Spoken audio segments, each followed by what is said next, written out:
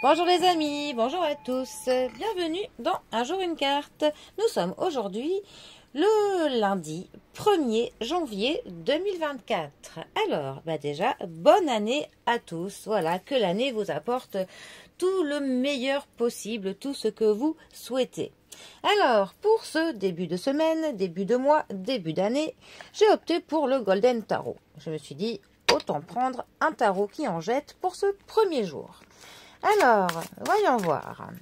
Sous quels augures allons-nous commencer ce premier jour de l'année 2024? Voyons voir. Alors, avec des cartes un peu trop grandes pour ne pas changer. Mais bon. Alors.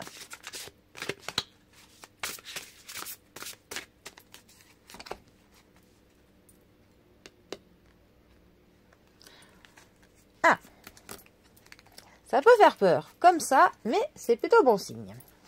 Nous allons commencer l'année avec la carte de l'arcane sans nom, ainsi que l'as de denier.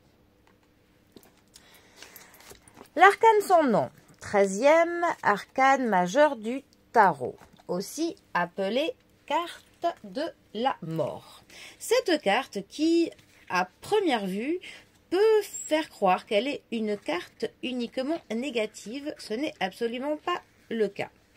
La carte de l'arcane sans nom nous parle de lucidité absolue. Ça nous parle de transformation, ça nous parle que l'on récolte les fruits d'un travail. Ça peut aussi nous parler de la tristesse, mais ça nous parle aussi du fait que l'on termine quelque chose, que l'on coupe avec quelque chose, qu'il y a un cycle qui se termine pour, par derrière, un nouveau cycle qui commence.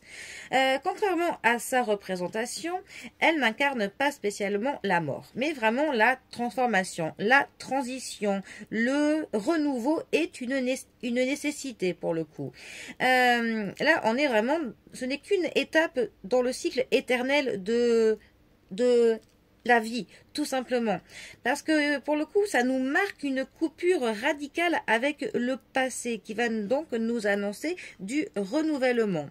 Elle peut parfois apporter certaines craintes, nous dire que l'on est dans l'incertitude. Mais en fait, on va être dans une période de réflexion, de questionnement, et qui débauchera toujours sur un nouveau tournant, un changement dans notre vie. Ça nous parle donc d'un nouveau départ. Il ne faut pas que l'on résiste en fait pour le coup aux transformations qui vont s'offrir à nous, parce que ça nous parle quand même d'une période difficile mais qui est plutôt derrière nous, là que l'on laisse passer. En plus, vu comment les cartes sont, on a vraiment clairement cette carte qui nous dit que c'est derrière nous que l'on coupe et que l'on va vers l'avenir. Et notre carte de l'avenir est pour le coup l'as de denier. Alors, les deniers nous parlent de la matérialité, ça nous parle de l'abondance, ça nous parle de tout ce qui est finance, de l'argent, ça nous parle aussi du confort que l'on peut avoir. L'as de denier, c'est vraiment une belle carte, plutôt rapide. Une carte qui annule tout ce qui est obstacle, retard. C'est indice pareil de renouveau, d'opportunité, de chance, de croissance, d'échange, de mouvement. Dans un tirage, elle nous signale qu'un vent nouveau va souffler dans notre vie. Ça annonce également quelques déplacements, voyages, vacances, déménagements.